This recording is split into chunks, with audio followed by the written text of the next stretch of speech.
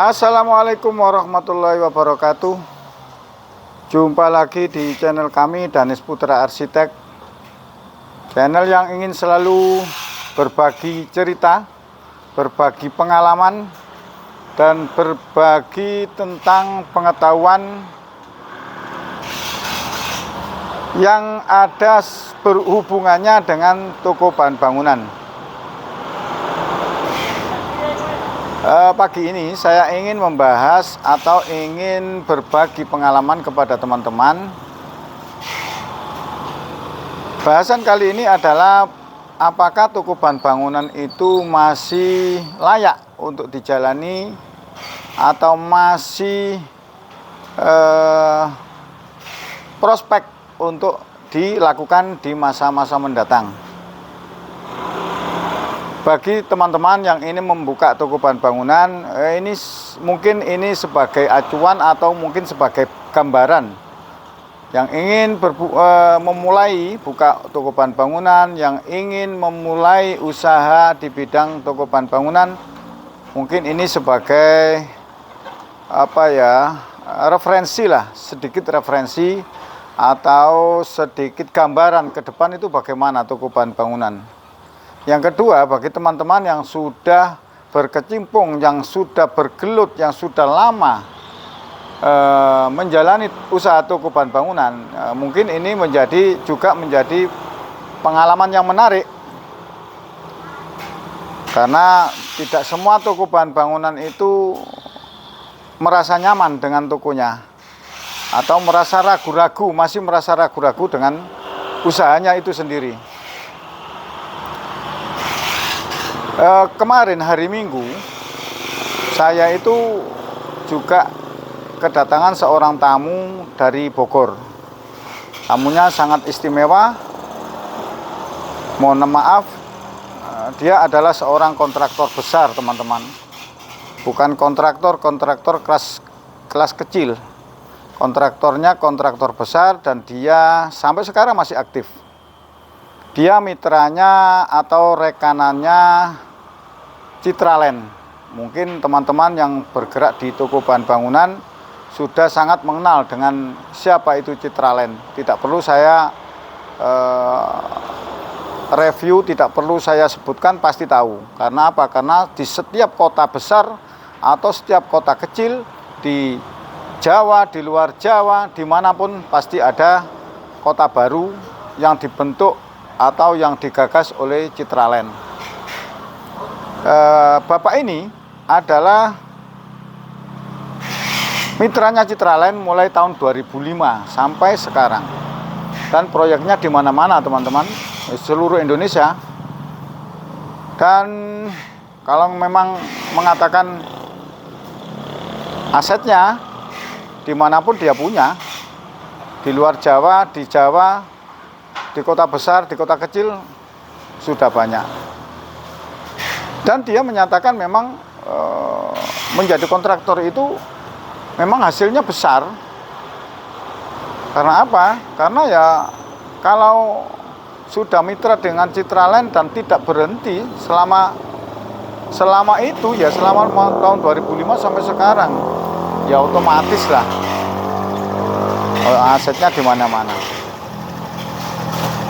Yang menjadi konsen bagi saya bukan itunya, bukan beliaunya ini orang kontraktor besar atau yang bergeraknya sudah malang melintang di dunia konstruksi, baik itu interior atau eksterior.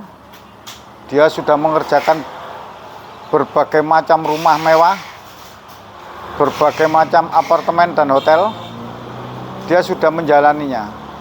Yang menjadi titik pembahasan saya, ternyata bapaknya ini ingin mendirikan toko bahan bangunan yang hasilnya menurut saya itu, kalau menurut saya sudah saya syukuri, karena kelas saya mungkin kelasnya memang kelas jutaan, tapi kalau bapak ini kelasnya itu sudah M, dan hasil bulanannya, penghasilan bulanannya ya sudah ratusan juta teman-teman. Tapi dia ingin buka toko bahan bangunan. Sampai saya penasaran, saya juga kaget kok. Dia mengakunya di grup sharing solusi itu, dia mengakunya seorang tukang. Dan dia hari Minggu tanpa pemberitahuan, tanpa calling, tanpa apapun datang ke tempat saya. Saya juga kaget. Ya alhamdulillah tetap saya masih bisa menemui. Saya masih bisa melayani meskipun tanpa seperti teman-teman yang lain, meskipun tanpa hidangan. Karena apa ya, persiapan memang nggak ada dan saya juga nggak tahu kalau bapaknya ini datang. Dan alhamdulillah dia mau di-share, dia mau welcome, nggak masalah Pak, saya di-share nggak masalah Pak. Nggak ada yang saya tutupi, nggak ada yang saya rahasiakan. Dan itu konsennya itu, loh kok ya mau.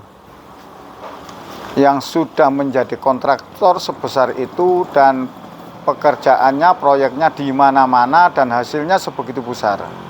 Bapak ini ternyata ingin mendirikan toko bahan bangunan karena sering melihat video-video di YouTube, termasuk channel saya sendiri, Danis Putra Arsitek, termasuk channelnya Mas Bowo. Dan Bapak ini sudah datang ke Mas Bowo, main-main ke tempat saya juga seperti itu. Ternyata apa yang saya dapat dari pengalaman dan cerita-cerita Bapak yang kontraktor besar ini, satu, dia di usianya yang sudah sudah 50 tahun, dia ingin menjadi orang yang tenang teman-teman. Ternyata uang besar dan uang banyak itu tidak menjamin kita menjadi orang yang tenang. Meskipun pekerjaannya sudah banyak, pekerjaannya sudah besar, itu dia ingin mencari pekerjaan meskipun hasilnya itu nggak banyak. Bagi dia loh. Tapi bagi saya alhamdulillah sudah cukup menurut saya untuk toko bahan bangunan. Karena kebutuhan saya memang kebutuhan orang kecil. Lain dengan bapak ini, kebutuhannya yang memang sudah besar. Anaknya usaha di luar negeri. Ketiganya perempuan. Yang pertama sudah di Korea, yang kedua juga di Korea kalau nggak salah. Tapi sebagai pengusaha di sana atau sudah menjadi, meskipun bekerja di perusahaan, juga jabatannya sudah tinggi dan hasilnya banyak banget. Dari situ saya berpikir, oh ternyata usaha ini masih diingini oleh teman-teman, masih diingini oleh investor-investor atau orang yang sudah punya uang, masih diingini karena apa? Karena ketenangannya. Ya memang kayak saya sih menggambarkan memang toko bahan bangunan itu Pak, resikonya memang minim. Paling banter kalau memang toko itu sepi dan modal kita sendiri, itu resikonya paling nggak laku, cuman kita membayari karyawan 1 sampai 2 orang, 3 orang, 4 orang, 5 orang, dan itu pun nggak banyak. Lain dengan proyek. Kalau seandainya toko itu nggak jalan, ya barang nggak sampai basi, barang juga nggak ada nilai expirednya. Ya saya gambarkan seperti itu. Tapi kalau penanganannya juga harus bagus, penanganannya juga harus sistematis, semuanya harus pakai sistem, itu nanti kita nggak ribet teman-teman. Tapi kalau masih manual, ya menurut saya ya kita sendiri yang teman-teman ya, kita sendiri yang repot. Karena apa? Kita nggak bisa meninggalkan toko. Lain kalau sudah pakai sistem seperti saya itu, saya kemanapun nyaman-nyaman saja. Kemarin saya bilang di grup itu, saya bilang di tempat saya itu toko rame, kita nggak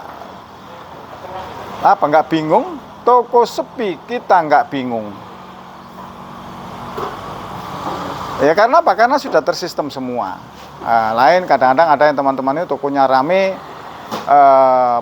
repot untuk menjual karena barangnya juga nggak siap untuk dijual. Kalau tokonya sepi, repot untuk melayani supplier karena pembayarannya banyak yang jatuh tempo. Kalau sudah tersistem seperti saya, alhamdulillah, toko rame nyaman, toko sepi enjoy, itu prinsip saya. Nah, hal seperti itu yang diingini oleh Bapak ini. Dan teman-teman juga yang sudah punya toko, ya kita syukuri saja teman-teman. Kita syukuri, kita manage dengan baik, kita atur dengan semaksimal mungkin. Karena toko ini sangat sangat nyaman lah menurut saya. Itu usaha paling nyaman itu ya toko bahan bangunan. Karena penjual juga datang ke tempat kita, pembeli juga datang ke tempat kita. Dari pembicaraan saya dengan Bapak ini, saya banyak mendapatkan pelajaran, saya banyak mendapatkan ilmu, saya banyak mendapatkan wejangan-wejangan. Karena tidak semua orang mau bergaul dengan saya, teman-teman. Apalagi ini kelasnya sudah high class menurut saya. Nah inilah manfaatnya kalau kita sering berbagi, manfaatnya kalau kita sering berkomunikasi, manfaatnya kalau kita sering membagikan pengalaman-pengalaman kepada orang lain. Nanti imbasnya kembali kepada kita sendiri. Saya seandainya tidak pernah membagi tentang apa yang saya punya, apa yang saya bisa, nggak mungkin saya sampai didatangi orang sebesar itu. Saya nggak mungkin dikenal oleh orang-orang yang tokonya lebih besar dari saya. Contohnya seperti Pak Faisal, ada lagi seperti Pak Antoni, ada lagi seperti Mas Bowo. Tokonya sudah besar-besar, Pak Ferry, Pak Andrian, itu tokonya besar-besar teman-teman. Kalau dibandingkan dengan toko saya itu nggak ada 1/10 atau 1/20-nya mungkin. Kalau toko saya itu kecil, cuman ya itu tadi, karena saya berbagi, akhirnya ya imbasnya kepada saya didatangi. Nggak mungkin saya nganggur terus saya diem, saya didatangi orang-orang yang seperti itu. Saya digauli atau ditemani atau dikonco, orang Jawa bilang, dengan orang-orang yang sebesar-besar itu. Maka dari itu bagi teman-teman yang punya pengalaman, yang punya pengetahuan, bagi saja, nggak apa-apa, nggak habis teman-teman, nggak hilang teman-teman, nggak mubadir, insya Allah banyak manfaatnya. Seperti itu. Yang tetap menjadi konsen kepada saya, ayo semangat, yang masih punya, yang sudah punya toko bahan bangunan, semangat saja, nggak apa-apa, semangat dan semangat, itu nomor 1. Terus masih relevankah Pak toko-toko untuk masa ke depan? Ya relevan nggak relevan tergantung kita teman-teman. Karena dunia ini memang nggak pernah ada yang di dunia ini tidak ada yang kekal teman-teman. Di dunia ini semuanya itu fana, pasti berubah. Nah, tinggal kita saja mempersiapkan perubahan itu. Kalau teman-teman tidak siap karena yang lain siap, ya kita ketinggalan. Apapun perubahan itu kita ikuti, apapun eranya kita ikuti, modelnya bagaimana ya kita ikuti. Meskipun nggak di depan, ya di tengah-tengah lah, jangan sampai kita ketinggalan. Nah, sekarang ini semuanya sistem, semuanya pakai komputer. Nah, teman-teman masih pakai nota, masih pakai apa itu, ngitung pakai apa itu, yang bulat-bulat itu, lupa saya namanya. Itu ya nggak mungkin lah, nggak mungkin bisa cepat. Di tempat saya seperti itu, ya memang saya ikuti saja, zaman itu saya ikuti. Saya mulai TV hitam putih, sampai TV warna, TV color, sampai komputer, sampai YouTube, saya pernah menjamani, saya pernah merasakan. Makanya ya memang di dunia ini tidak ada yang stuck, di dunia ini tidak ada yang kekal, di dunia ini pasti berubah. Usaha juga seperti itu. Yang kemarin usaha dikatakan maju, sekarang ada perubahan yang ke arah lain. Ya kita ikuti saja.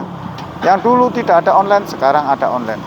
Coba dulu orang tour and travel, rajanya tour and travel ya. Sekarang tour and travel ya sudah nggak ada. Karena apa? Karena orang pesan tiket sudah di online. Dulu orang pesan tiket lewat kereta api atau pesan tiket pesawat lewat tour and travel. Ya sekarang nggak ada, semuanya online.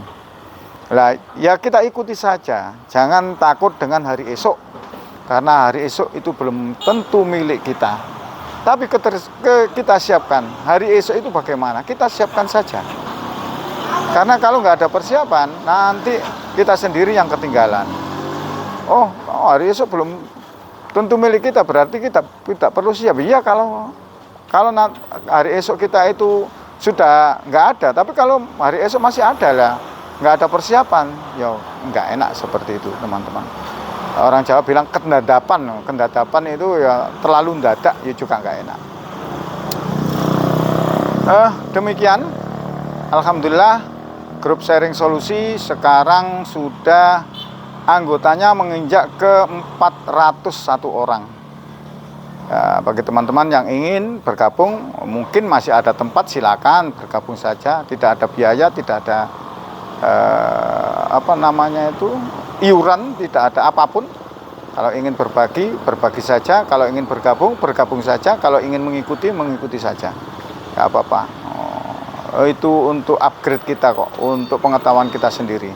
Terus yang ini kemarin di sharing solusi itu pesertanya sudah lebih dari 100 orang.